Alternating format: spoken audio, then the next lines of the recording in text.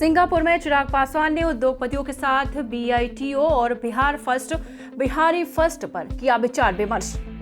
जी हां, लोक जनशक्ति पार्टी रामविलास के राष्ट्रीय अध्यक्ष चिराग पासवान सिंगापुर में आयोजित बिहार इंटरनेशनल ट्रेड ऑर्गेनाइजेशन वीटो द्वारा आयोजित कार्यक्रम को संबोधित करते हुए बिहार के समावेशी विकास और बदलाव के लिए अंतर्राष्ट्रीय समुदाय को आगे आने की अपील की।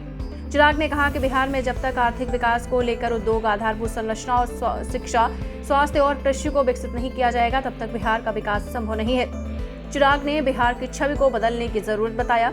चिराग ने कहा, देश के अन्य प्रदेशों में बिहार के लोगों को गलत दृष्टिकोण से देखा जाता है, जबकि बिहार का एक स्वर्णिम इतिहास रहा है। देश ही नहीं बल्कि पूरे विश्व में बिहार के नालंदा विश्वविद्यालय की चर्चा होती रही है, जिसके माध्यम से बिहार प्रांत ने पूरे विश्व में शिक्षा का सबसे पहले शिक्षा की अलख जगाई। जी हाँ, बिहार गणतंत्र की धरती रही है, ऐसा उन्होंने कहा है। गणतंत्र की जननी रही है।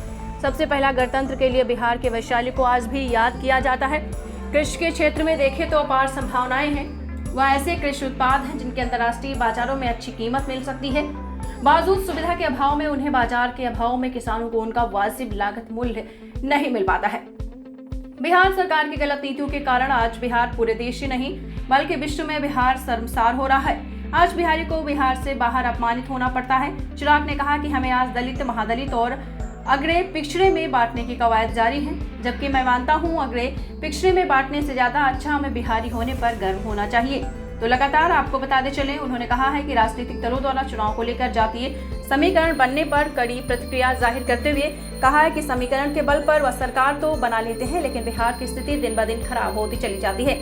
लगातार चिराग पासवान ने बहुत कुछ बोला है। दीक्षांत एडुटेक लाया है दीक्षांत डिजिटल क्लास। दीक्षांत डिजिटल क्लास का उपयोग कर छात्र बना सकते हैं पढ़ाई को बेहद आसान और मजेदार। दीक्षांत डिजिटल क्लास को स्कूल में बैठकर देखना है तो पेन ड्राइव और स्मार्ट टीवी बनेगा सही माध्यम। चलिए अब ये भी जानते हैं कि दीक्षांत डिजिटल क्लास का फी स्ट्रक्चर क्या होगा।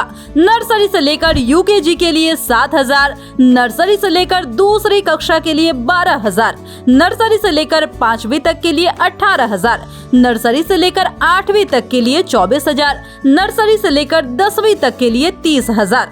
अगर आपको डेमो करना है तो उसके लिए आप दीक्षांत डिजिटल क्लास के YouTube चैनल को विजिट कर सकते हैं। चैनल को सब्सक्राइब और Facebook पेज को लाइक करना ना भूलें। धन्यवाद।